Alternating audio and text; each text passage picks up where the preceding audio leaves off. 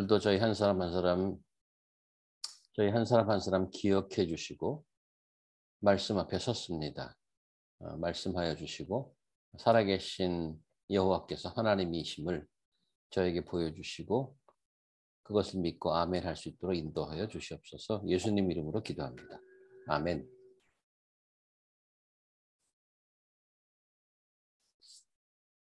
제가 제 목소리 잘 들리시나요? 잡음 안 들리세요? 괜찮으세요? 오케이. 지금 저 창문을 살짝 열어놨는데 여기 한국은 뭐 밤에도 활동을 많이 하니까 여기는 지금 11시 35분입니다. 그래서 혹시 좀 바더링이 되면 말씀하시면 되겠습니다. 지금 보시다시피 오늘 본문이 상당히 긴데 그 다 읽은 이유는 그 이야기가 저 덩어리예요. 한 덩어리예요. 그래서 같은 띠임을 가지고 있어서 한꺼번에 다 읽었는데 한 번의 설교로는 다 커버하기 어려운 양입니다. 그래서 우리 본문 지금 40절까지 읽었는데 전체의 주제는 누가 진짜 하나님인가 오늘 설교 제목과 같습니다. 이 주제를 오늘과 다음 주 두 번에 걸쳐서 보도록 하겠습니다. 제가 쉐어 스크린 하겠습니다.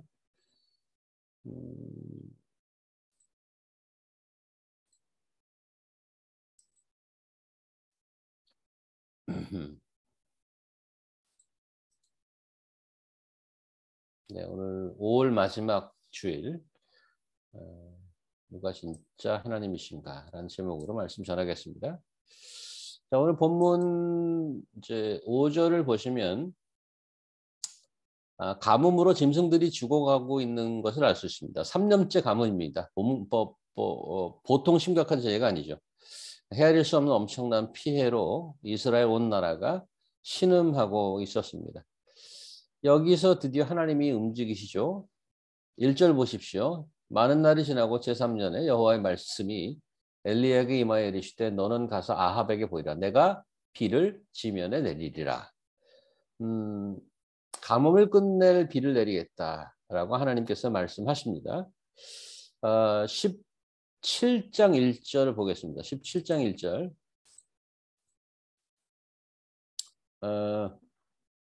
최신자매님 좀 수고해 주시겠어요? 길르앗에 우거하는 자 중에 디셉 사람 엘리야가 아합에게 말하되 내가 섬기는 이스라엘의 하나님 여호와께서 살아계심을 두고 맹세하노니 내 말이 없으면 수년 동안 비도 이슬도 있지 아니하리라 하니라. 자, 가뭄을 내리셨던 하나님께서 이젠 비를 주시리라고 약속합니다. 이게 조금 전에 1절은 이렇게 나왔습니다. 17장 1절에 비가 없을 것이다 하고 18장 오늘 보신 1절에는 지면에 내리리라. 그런데 이제 그 사이가 17장과 18장 사이가 3년이 지난 겁니다. 3년이 지난 겁니다. 지금 아주 긴 본문을 읽어봤지만 비가 아직 안 옵니다. 비가 온다고 그랬는데 물론 본문 이후 오늘 40절까지 읽었는데 45절에 가서야 큰 비가 쏟아지는 장면이 등장합니다. 그런데 하나님께서 비를 주시겠다고 하고 지금 1절에 주시겠다고 하지 않습니까? 45절 이전까지 비가 내리지 않고 다른 사건이 벌어지죠. 지금 오늘 읽은 건데 그 유명한 갈멜살 전투입니다. 바알교와 혈투를 벌이는 사건입니다. 비를 내리신다고 1절에 말씀하셨는데 비를 내리지 않고 이 갈멜살 사건이 있는데 비를 내리기 전에 발생하는 이 사건의 의미는 무엇일까? 인디안 기후제란 말 들어보셨습니까? 가뭄이 들면 인디안들은 기후제를 드리는데 얼마나 오랫동안 드리는가 하면 비가 올 때까지 드립니다. 그러다가 언젠가 비가 오지 않겠습니까? 그렇게 비가 오면 인디언들은 자신들이 기후제를 드렸기 때문에 비가 온 것으로 믿습니다. 그런데 이게 비가 올 때가 돼서 온 건지 기후제를 드렸기 때문에 비가 온 건지 사실 확실히 모르는 겁니다. 그래서 인디안 기후제라는 말은 억지로 무리하게 어떤 일이 될 때까지 밀어붙이는 것에 대한 부정적인 면을 묘사하는 비유로 사용됩니다. 자, 하나님께서 엘리야에게 비를 내리실 거라고 말씀했는데 그냥 비가 오면 아합과 이스라엘 백성들은 100% 자신들이 믿고 있는 번영의 신 바알이 비를 내리는 것으로 믿을 것입니다. 마치 인디언 기후제 같은 일이 벌어지는 거죠. 그래서 비가 오기 전에, 비를 내리기 전에 하나님께서 누가 비를 내리는지, 바알이 하나님인지, 진정한 번영의 신이 누구인지, 누가 진짜 하나님인지를 정확하게 알려주기 위한 무언가가 필요했습니다. 갈멜산의 전투는 그래서 등장한 것입니다. 이스라엘 백성들을 다 모아놓고 그들이 보는 앞에서 바알과 여호와 하나님, 누가 진정한 하나님인지 직접 시연한 것이 갈멜산 사건입니다. 지난 몇 주 동안 우리가 17장에서 시돈의 과부 얘기를 보았습니다. 과부의 마지막 고백을 기억하십니까? 제가 17장 24절 읽습니다. 여인이 엘리야에게 이르되 내가 이제야 당신은 하나님의 사람이시요 당신의 입에 있는 여호와의 말씀이 진실한 줄 아노라. 이게 우리 지난 17장에 보았던 마지막 과부의 고백이었습니다. 그래서 이 사건은, 과부를 만난 사건은 저기 이방 땅 최극빈층 과부와 지명수배를 당하고 있는 이스라엘 선지자 엘리야 사이에 있었던 하나님의 기적에 관한 이야기였죠. 이스라엘 방송국 기자가 취재해서 인간극장에 방영된 것이 아닙니다. 이스라엘에서 열리는 내셔널 컨퍼런스에 과부가 초대되어서 간증한 것도 아닙니다. 이런 일이 벌어진 것을 아는 자는 과부, 모자와 엘리야, 이 세 사람밖에 없습니다. 하지만 이 사건이 지니고 있는 상징과 의미는 엄청납니다. 그래서 성경에 기록해주고 있는 건데요. 이스라엘의 하나님이 로컬만을 지배하는 동네 신이 아니고 전 세계의 하나님이 되신다는 것을 알리는 메시지를 담고 있습니다. 하지만 이 이야기를 듣고 이스라엘이 회개하고 돌아올 확률은 제로입니다. 17장 과부 이야기가 숨겨진 사건이라면 18장 갈멜살 사건은 온 국민이 다 볼 수 있는 공개적인 사건입니다. 모든 사람이 다 보아야 알 수 있기 때문이죠. 자, 서두에 제가 본문이 길어서 두 번에 걸쳐서 설교하겠다고 말씀드렸는데 갈멜살 전투 씬은 21절 이후에 등장합니다. 그래서 오늘 본문의 전반부 1절에서 20절에 나오는 내용은 갈멜산 사건에 비해서는 거의 알려지지 않은 이야기입니다. 이 전반부에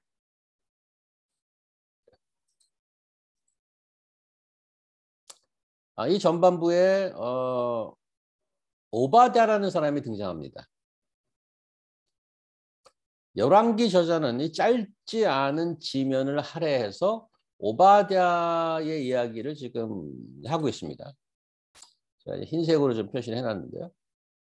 내용을 살펴보면 오바댜는 직업이 왕궁 맡은 자입니다. 고위직 공무원이죠. 말하자면 청와대 비서실에 근무하는 왕의 최측근이라고 할 수 있습니다. 오늘 본문 전체의 주제가 누가 진짜 하나님인가라고 말씀드렸습니다. 근데 21절 이후 갈멜산 전투 이야기는 이 주제를 너무나도 잘 보여주는 내용으로 꽉 차 있습니다.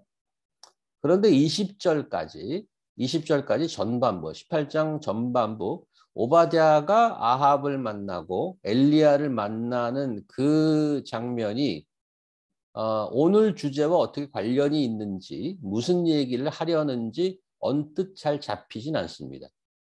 굉장히 길게 썼어요. 그리고 자, 2절 보시면 엘리야가 아합에게 보이려고 가니 그때 사마리아에 기근이 심하였더라. 이제 엘리야가 아합을 만나서 이제 비가 올 거라는 말을 전하러 갔다고 돼 있어요. 그런데 3절부터 쭉 찾아봐도 아합을 만나는 장면이 없습니다. 엘리야가. 언제 만나죠? 쭉 가다 보면 17절에 가서야 만나요. 여기 만나러 간다고 되어 있는데 17절에 가서 만난단 말이에요. 그러니까 2절에서 17절로 점프해서 읽어야 자연스럽게 말이 됩니다. 제가 한번 그렇게 읽어볼게요. 2절, 엘리야가 아합에게 보이려고 가니 그때 사마리아에 기근이 심하였더라. 17절, 엘리야를 볼 때 아합이 그에게 이르되 이스라엘 괴롭히는 자야 너냐? 이렇게 얘기하는 게 아주 자연스럽고 그래야지 말이 됩니다.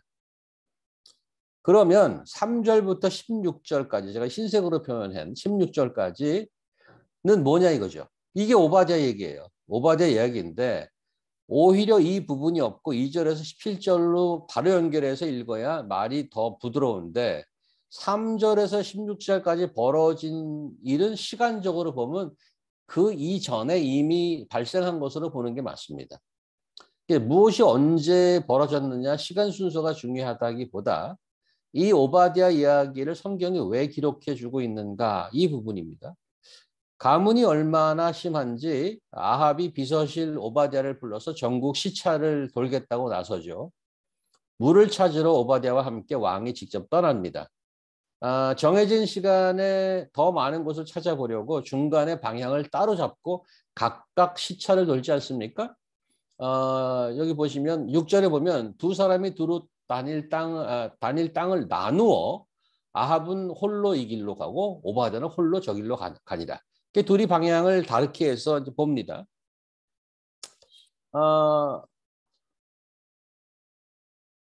그러다가 오바댜가 엘리야를 만나서 현 시국에 대해서 대화를 나누게 됩니다. 그래서 오바댜가 아합과 시차를 도는 이야기, 그 다음에 오바댜가 엘리야를 만나는 이야기가 지금 흰색으로 써놓은 건데요. 왜 여기 기록해 놓은 것인가? 오바댜 이야기를 통해서 성경이 오늘 본문이 우리에게 주고자 하는 말은 무엇인가? 메시지는 무엇인가? 그걸 좀 찾아보자는 얘기죠. 지금 그냥 보시기에 오바댜 이야기 그 흰색을 다 빼버려도 뭐 크게 내용이 지장이 있어 보이지는 않습니다. 네, 왜냐하면 2절에서 17절로 넘어가도 뭐 전혀 문제 없어 보여요. 21절 갈멜살 전투 이야기 하나만 갖고도 오늘 본문이 말하려는 주제, 누가 진짜 하나님인가를 보여주는데 충분하기 때문이죠. 하지만 성경은 우리에게 오바댜 이야기를 이렇게 길게 써주고 있어요. 살아계신 하나님의 말씀 아닙니까? 그래서 나머지 이제 우리 설교 시간에 이 부분을 살펴서 하나님께서 주시는 메시지를 함께 찾아보도록 하겠습니다. 5절 물을 찾아서 왕이 직접 나서는 것을 보면 기근이 얼마나 심했는지 좀 짐작이 갑니다. 아합 왕은 이스라엘 역사의 가장 악한 왕의 대명사라고 했습니다. 그런 악한 왕도 나라가 자연재해로 위기에 빠지자 직접 나섭니다. 5절을 다시 한번 자세히 보면 아합 왕이 물을 찾는 목적이 나옵니다. 뭐라고 그러죠? 5절 제가 읽을게요. 아합이 오바댜에게 이르되 이 땅의 모든 물 근원과 모든 내로 가자. 혹시 꼴을 얻으리라. 그리하면 말과 노새를 살리리니 짐승을 다 잃지 않게 되리라. 물을 찾는 이유가 말과 노새, 짐승을 잃지 않기 위해서입니다.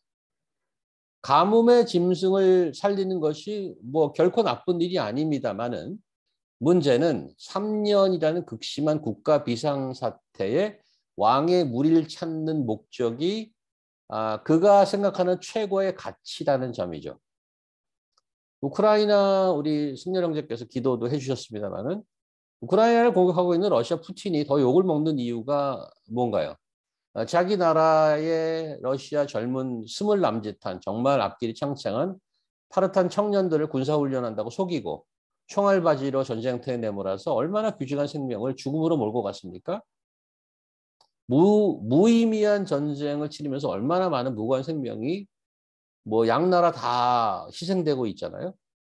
매일 그런 일이 벌어지고 있는 와중에 푸틴은 자기 가족, 정부, 뭐 측근들을 유럽으로 피신시키는 파렴치한 행위를 버젓이 하고 있습니다. 국가가 신음할 때 아합이 가장 걱정하던 것은 짐승이에요. 짐승은 돈과 경제라고 할 수 있습니다. 무엇을 위한 경제고 무엇을 위한 돈입니까? 자신의 권력 유지죠. 국민을 위하고 살려내는 것은 관심이 없던 자였습니다. 성경이 오바댜의 이야기를 쓴 이유가 여기 있지 않나 생각됩니다. 3, 4절을 보시면 아합이 왕궁 맡은 자 오바댜를 불렀으니 이 오바댜는 여호와를 지극히 경외하는 자라. 이세벨이 여호와의 선지자를 멸할 때에 오바댜가 선지자 100명을 가지고 50명씩 굴에 숨기고 떡과 물을 먹였더라. 지금 오바댜에 대해서 간단한 소개가 나오는데 선지자 100명을 숨겨주고 먹여줬다고 합니다. 당시는 바알교가 정치, 종교 세력을 장악하고 있던 때입니다. 여호와의 신앙을 갖는 것은 물론 선지자들은 왕후 이세벨이 소탕령을 내리고 모두 잡아 죽이던 상황이었습니다. 이스라엘의 여호와 하나님과 어떤 모양이 되었든 엮이게 되면 치명적인 위험에 빠지는 것은 뻔한 이치입니다. 아합은 짐승을 살리려고 물을 찾고 오바댜는 목숨을 걸고 사람을 살리는 일을 했습니다. 누가 진짜 하나님인가? 바알을 믿는 아합은 권력과 돈에 관심이 있고 여호와 하나님을 믿는 한 명의 공무원은 사람을 살리는 일을 합니다. 성경의 하나님의 최대 관심사는 사람입니다. 왜냐하면 모든 피조물 중에 사람이 유일하게 하나님의 형상을 닮은 하나님의 영광을 드러내는 존재이기 때문입니다. 요나라는 선지자를 기억하시죠? 큰 물고기 뱃속에 들어갔다 나온 그 이야기. 요나는 이스라엘과 적국이었던 아시리아의 수도 니느웨에 가서 하나님의 말씀을 전파하라는 명령을 받고 반대 방향으로 도망갔던 사람입니다. 이스라엘은 복을 받고 원수들은 다 망해야 한다. 그런 생각을 갖고 있었던 요나는 니느웨의 말씀을 전하라고 한 하나님의 의도가 도저히 받아들일 수 없었던 거죠. 그래서 하나님의 명령을 어기고 도망 다니다가 물고기 뱃속에서 3일을 지내는 동안에 마음을 겨우 잡게 됩니다. 나중에 결국 하나님의 명령에 순종해서 니느웨에 가서 하나님의 말씀을 심판의 말씀을 선포하지만 그것도 썩 마음에 내켜 하지 않았습니다. 어쨌든 하라는 의무를 다하고 이제 그 성이 어떻게 망하나 구경하려고 저 언덕 위에서 앉아 있었습니다. 그 요나의 마지막 장면을 한번 가보도록 하겠습니다. 세진자매님. 요나는 성에서 나가 성편에 초막을 만들고 그 그늘 아래 앉아 그 성이 어떻게 되는지 보고자 하였다. 초막이 시들자 여호와 하나님이 박넝쿨을 자라게 하여 요나의 머리 위에 그늘을 만들어 주심으로 더위를 피하게 하셨다. 요나는 그 박덩굴 때문에 대단히 기분이 좋았다. 그러나 다음날 새벽에 하나님이 벌레를 한 마리 보내 그 박넝쿨을 씹게 하므로 그것이 곧 시들어 버렸다. 해가 떴을 때 하나님이 뜨거운 동풍을 보내시자 요나는 머리 위에 내리쬐는 태양의 열기로 쓰러질 지경이었다. 그는 기력을 잃고 죽기를 자청하면서 말하였다. 이렇게 사느니 차라리 죽는 것이 더 낫겠습니다. 하나님이 요나에게 말씀하셨다. 박넝쿨이 죽었다고 내가 이렇게 화를 내는 것이 옳으냐? 요나가 대답하였다. 옳다 뿐이겠습니까? 저도 화가 나서 죽겠습니다. 주님께서 말씀하셨다. 내가 수고하지도 않았고 내가 키운 것도 아니며 그저 하룻밤 사이에 자라났다가 하룻밤 사이에 죽어버린 이 식물을 내가 그처럼 아까워했는데 하물며 선악을 분별하지 못하는 사람이 12만 명이 넘고 수많은 가축도 있는 이 큰 니느웨 성을 내가 불쌍히 여기는 것이 옳지 않으냐. 요나서가 이렇게 끝납니다. 그냥 오픈엔드로. 하나님의 말씀을 전한다는 요나 선지자는 삐뚤어진 신앙을 갖고 있었습니다. 이스라엘의 선민의식으로 꽉 차 있던 국수주의자였습니다. 자신이 믿는다는 하나님이 이스라엘만을 위한 내셔널 가드가 아니고 온 우주를 다스리는 유니버설 가드임을 모르고 있었습니다. 하나님께서는 국적, 신분, 학력, 재력, 남녀노소 할 것 없이 모든 인간을 사랑하시는 분입니다. 세상을 이처럼 사랑하사 독생자까지 내어주신 분입니다. 니느웨가 언제 망하나 구경하던 요나에게 하나님께서 묻습니다. 요나야, 지금 뭐 하는 거야? 사람들이 저렇게 망해 죽는지 어떻게 망해서 죽어가는지 구경하려고 거기 앉아 있는 거야? 아무것도 모르고 죽어가는 저 많은 사람들, 그 영혼이 불쌍하지도 않니? 제가 신학교를 처음 갔을 때 교회 행정이나 리터지, 예전이나 교단 헌법 이런 과목에는 거의 관심이 없었습니다. 신구약의 말씀을 아주 깊이 파는 그런 코스들이 너무 재밌었어요. 성경 말씀을 최고로 생각하는 나 자신에 대해서 자부심이 있었습니다. 훗날 설교를 잘하고 말씀을 잘 전해보기 위해서 홀로 영국에 가서 배우기도 했습니다. 그 이후에 여러 교회를 거치면서 성도들로부터 이런 피드백을 받게 됩니다.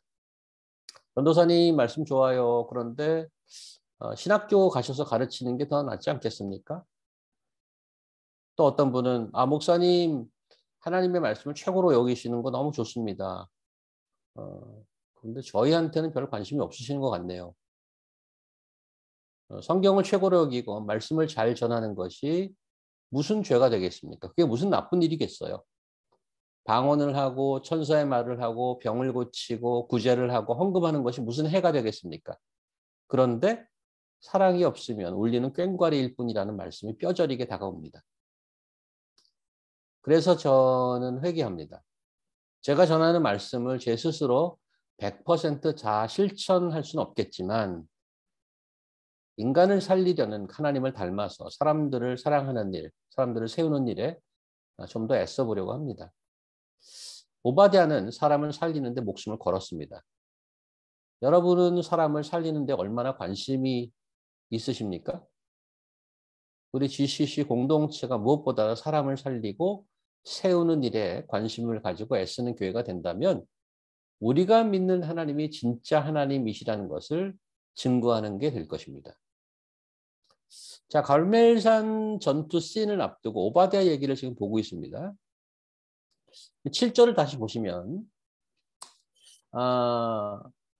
오바댜가 아합 왕과 떨어져서 홀로 물을 찾으러 다니다가 엘리야를 만나죠. 다짜고짜 엘리야가 오바댜 보고 야, 아합 왕을 만나러 갈 테니까 전하라고 합니다. 오바댜가 사색이 됩니다. 아까 17장 1절에 보셨지만 엘리야가 아합을 만나서 내 말이 없으면 비 한 방울 안 내릴 테니까 알아서들 해 하고 잠적해 버렸잖아요. 그때의 아합의 엘리야를 무시할 수도 있었겠지만 정말로 비 한 방울 3년 동안 안 내리니까 온 나라에 비상이 걸렸습니다. 엘리야를 찾기 위해서 전국 수배령이 내렸죠. 얼마나 많은 경찰을 풀었겠어요.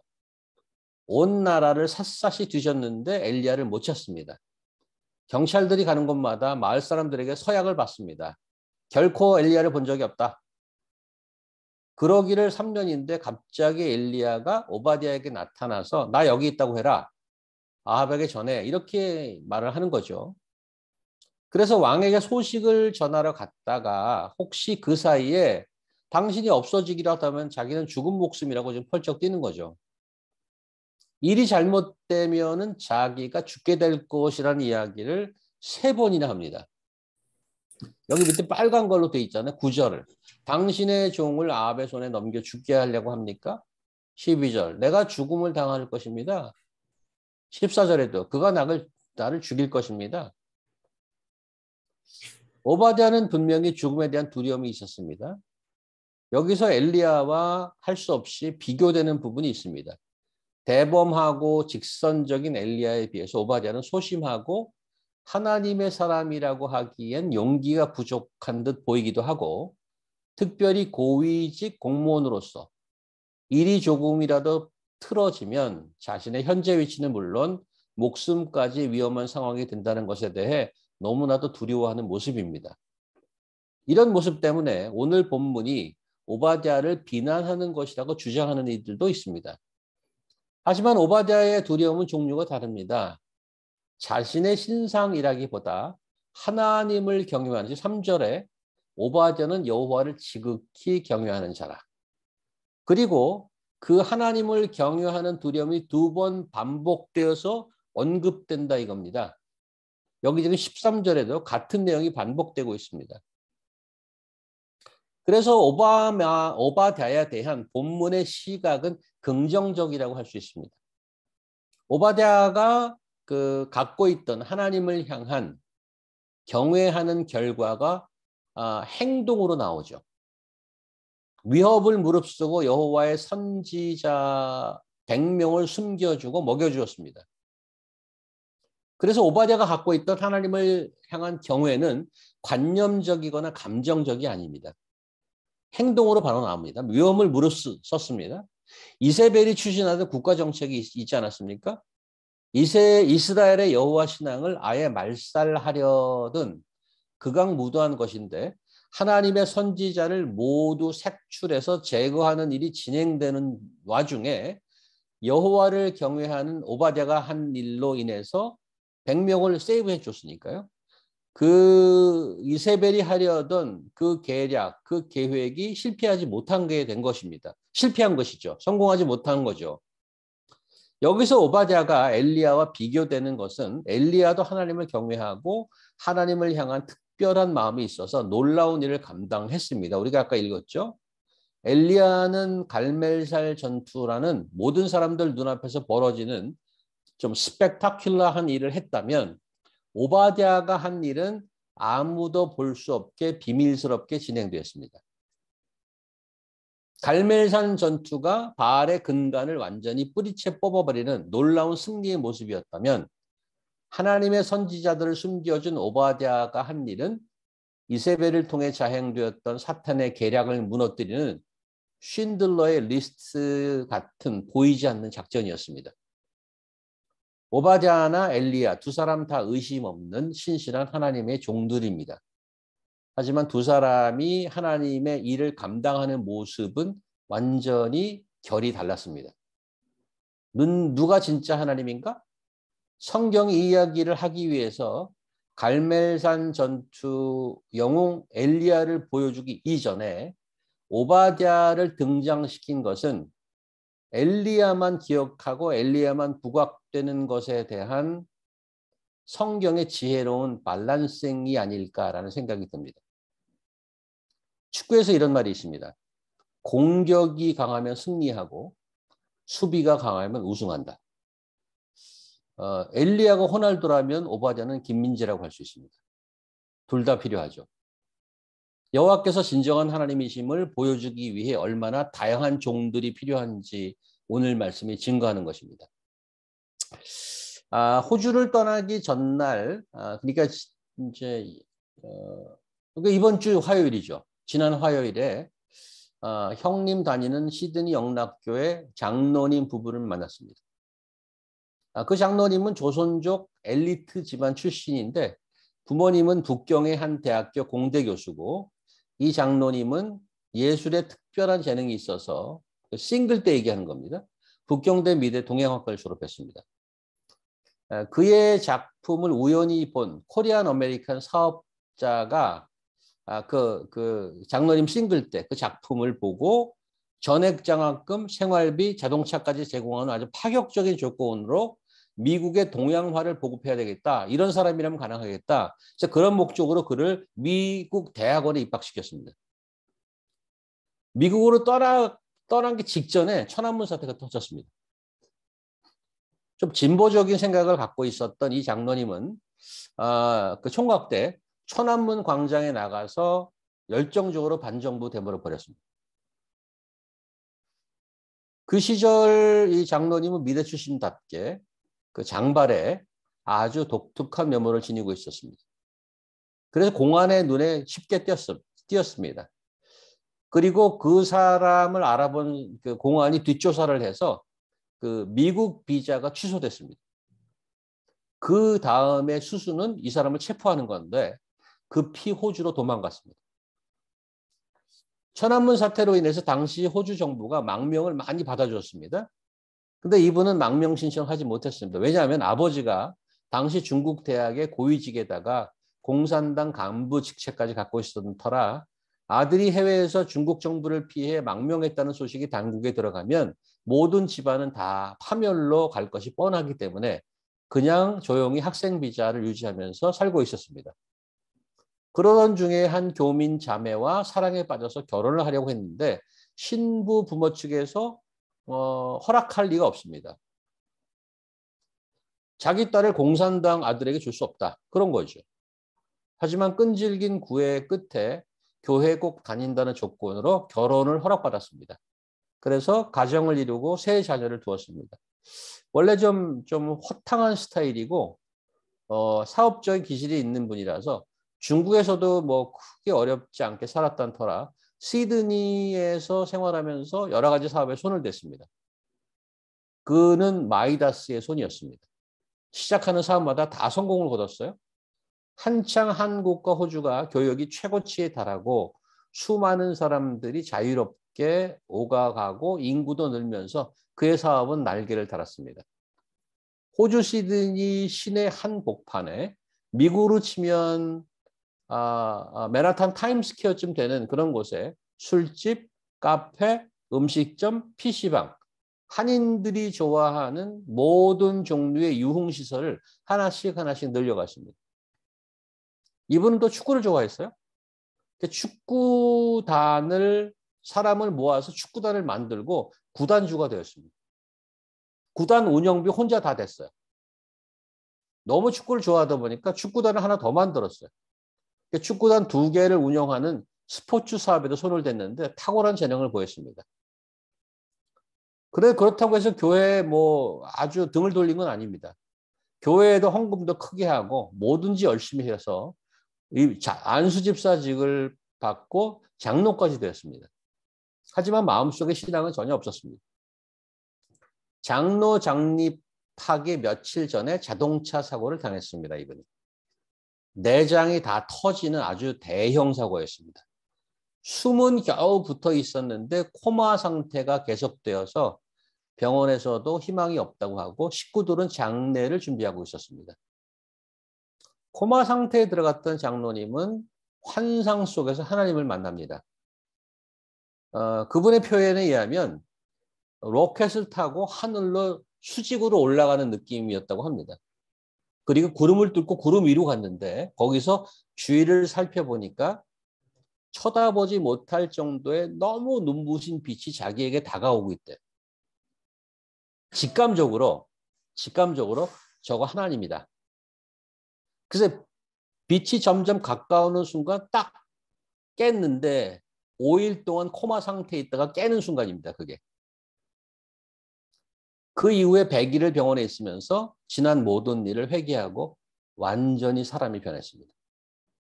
매일매일 돈을 긁어모으던 사업체, 술집, 가라오케, 축구단 다 그냥 버리다시피 정리했습니다. 자기 자신을 위해 살았던 모든 것이 다 무가치하게 보였습니다. 오랫동안 고민하며 아빠를 위해 기도하던 세 자녀와 아내가 한 목소리로 남편이 그렇게 눈을 뜨고 살아나는 것을 보고 모든 것을 정리하는 것을 보고 아빠가 완전히 딴 사람 됐다. 완전히 변했다. 이 장로님이 이런 경험을 하고 새롭게 무슨 한 일은 아무것도 없습니다. 뭐 집회를 다닌다던가 기적을 행한 것도 없습니다. 그가 한 일이라곤 그동안 온 인생을 바쳤던 술집, 가라오케, 포차, PC방, 축구단을 모두 처분한 것이었습니다. 한국에서 앞날에 창창한 젊은 세대들을 나락에 빠지게 하고 온갖 윤리적인 타락의 온상이었던 그런 유흥업소들을 다 그냥 없애버렸습니다. 그가 교통사고로 병원에 누워있는 동안에 한국 대표 기획사 SM에서 전화가 왔습니다. 그가 현지 행사 주관으로 추진하고 있던 슈퍼주니어 시드니 공연 준비가 몇 달간 진행이 중단된 걸 보고 SM에서 컴플레인을 걸어온 겁니다. 공연 준비 담당 현지 주관사 대표가 교통사고로 정상인으로 회복할 조차 모르기 때문에 부득이하게 공연을 캔슬하게 됩니다. 슈퍼주니어 활동 역사상 유일한 캔슬이었다고 합니다. 한국에 짧게 뉴스가 떴습니다. 슈퍼주니어 호주 공연 취소, 현지 주관사 사장 교통사고로 사망, 이렇게 뉴스가 떴다고 합니다. 그런데 이제 지난 주일, 바로 이제 일주일 전이죠. 지난 주일 오후 이분이 장로님으로 심우하는 시드니 영락교회 찬양대 헌신 예배 때 제가 설교를 맡아서 설교했습니다. 설교의 내용은 우리의 주인 되시는 창조주 하나님께 감사하고 찬양하자 하는 시편 100편의 내용이었습니다. 자기가 주인이었다가 하나님이 주인 되는 삶으로 거듭남을 체험한 장로님이 설교를 듣고 이 설교가 자기의 일생을 다 이야기해주고 있어서 너무 충격적이고 놀랬다고 했습니다. 떠나기 전에 이 설교자를 한번 만나야 되겠다. 그래서 만남이 이루어졌습니다. 누가 진짜 하나님인가? 비록 한 사람의 인생이지만 세상 잘 나가던 중국 공산당 간부의 자제를 만나주시고 완전히 다른 사람으로 변한 한 사람의 간증이 저에게도 큰 위로와 격려가 되었습니다. 우리가 전하는 복음이 그리고 그 복음을 듣고 바로 자신의 얘기하고 아멘하는 분을 진짜 만나고 하나님의 살아계심을 확인하는 시간이 되었었습니다. 사랑하는 GCC 성도 여러분, 하나님은 누구십니까? 성경의 하나님이 여러분께 어떤 분이십니까? 누가 여러분의 삶을 주관하고 여러분의 영혼을 이끄는 진짜 하나님이신가요? 하나님께서는 예수 그리스도를 보내셔서 여러분과 저를 살리신 분입니다. 오바댜는 엘리야처럼 혹은 빌리그리암처럼 큰 대중 앞에서 놀라운 하나님의 기적을 나타낸 것은 아니었지만 여호와 하나님처럼 사람을 살리는 일을 묵묵히 했습니다. 조용히 그 일을 했지만 아무도 보지를 못하는 곳에 그 일을 했지만 그 일에 목숨을 걸었습니다. 하나님께서 저와 여러분에게 얼마나 시간을 주실지도 아무도 알 수 없습니다. 우리가 살아있는 동안 어떠한 방법이 되었던 주변을 돌아보아서 격려하고 사람을 세워가는 우리 GCC 성도 여러분 한 사람 한 사람 되기를 간절히 바랍니다. 기도하겠습니다. 하나님 감사합니다. 누가 진짜 하나님인가? 우리가 성경을 보고 말씀을 분석해서 아는 것, 그것도 하나님의 은혜입니다. 무엇보다도 우리 같은 사람이 예수의 복음을 듣고 예수 믿는 자가 되었다는 것 이상 세상에 기적은 없습니다. 저에게 베풀어 주신 놀라운 그 은혜를 아직 하나님을 모르고 예수님을 모르는 자들에게도 동일한 은혜를 베풀어 주시기를 소망합니다. 저희가 그 복음을 전하는 사람을 살리는 일을 애써서 할 수 있는 자 되게 도와주시옵소서. 예수님 이름으로 기도합니다. 아멘.